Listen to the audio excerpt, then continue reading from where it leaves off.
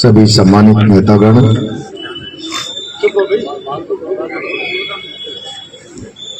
मेरे सामने उपस्थित कांग्रेस पार्टी के कार्यकर्ता बंधु और बहनें, आज कांग्रेस पार्टी के कुछ नौजवान कार्यकर्ताओं को मैं धन्यवाद दूंगा कि सरकार के 2 साल पूरे होने पर सरकार की पोल खोल यात्रा विरोध के कार्यक्रम के रूप में यहां पर आयोजित की है। मैं 10 साल विधायक रहा हूं, 2 साल बेमिसाल और भारतीय जनता पार्टी का कार्यकर्ता सरकार की उपलब्धियों को एक एक घर तक ले जाएगा। जब मैं समाचार पढ़ता हूं तो मुझे बहुत तकलीफ होती है और हंसी भी आती है।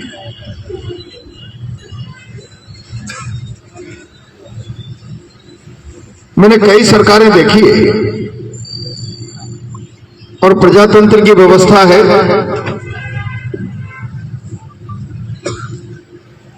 जनता जनादेश देती है, बहुमत का दल सरकार बनाता है, सरकार का मुख्यमंत्री होता है, मुख्यमंत्री के नीचे मंत्रिमंडल काम करता है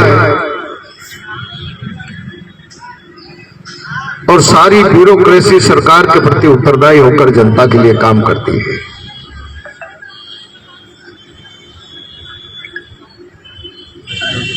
किस बात का 2 साल बेमिसाल ये भारतीय जनता पार्टी की सरकार और मुख्यमंत्री मना रहे, मैं आज तक नहीं समझ पाया। मैंने आजादी के 75 साल बाद कहीं पूरे देश के किसी प्रांत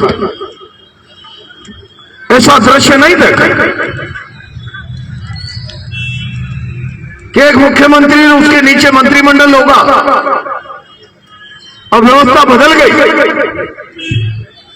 दिल्ली में गृह मंत्रालय में राजस्थान सेल करके एक डिपार्टमेंट होगा, वहां पर एक रिटायर्ड आईएएस अफसर बैठा होगा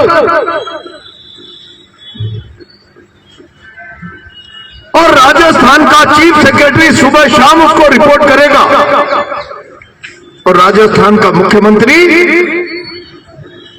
चीफ सेक्रेटरी के अधीन काम करेगा। कभी नहीं देखा मैं। एक चीफ सेक्रेटरी होगा, उसके नीचे मुख्यमंत्री होगा, मुख्यमंत्री के नीचे का सिस्टम फिर परंपरागत होगा। कई बार भारतीय जनता पार्टी के लोग कहते थे भजनलाल सरकार, तो मुझे हंसी आती। ब्यूरोक्रेसी के लोग दबी जुबान से कहते थे ये भजनलाल सरकार नहीं है, ये तो पंत सरकार है। अब जिस सरकार के मुखिया की लगाम सरकार की लगाम मुखिया के हाथ में ही नहीं, जिसकी लगाम ब्यूरोक्रेसी के हाथ में, और उसका परिणाम यह हो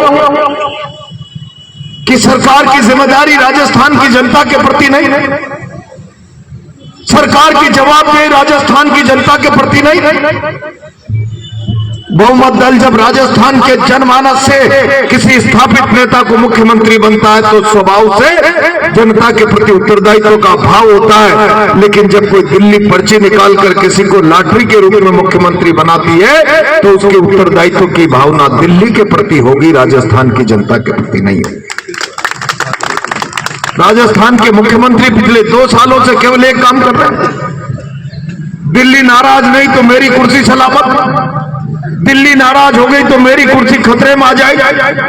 दिल्ली प्रसन्न रहनी चाहिए, राजस्थान की जनता जाए बाहर। और उसका परिणाम ये हुआ राजस्थान में आज चारों तरफ अराजकता। इस सरकार का वित्तीय प्रबंधन समाप्त हो गया। 10 दिन पहले आपने अखबारों में समाचार पढ़ा, जोधपुर में विश्वविद्यालय के वाइस चांसलर के हाथ तोड़ दिया, पैर तोड़ दिया कर्मचारी, केवल इस बात के लिए कि जिन लोगों ने जिंदगी भर 60-60, 65-65 साल की सेवा विश्वविद्यालय में देने के बाद सेवानिवृत्त होकर घर जा रहे हैं, उनके पास पेंशन का पैसा नहीं है, उनकी पेंशन का रुपया नहीं मिल पा रहा।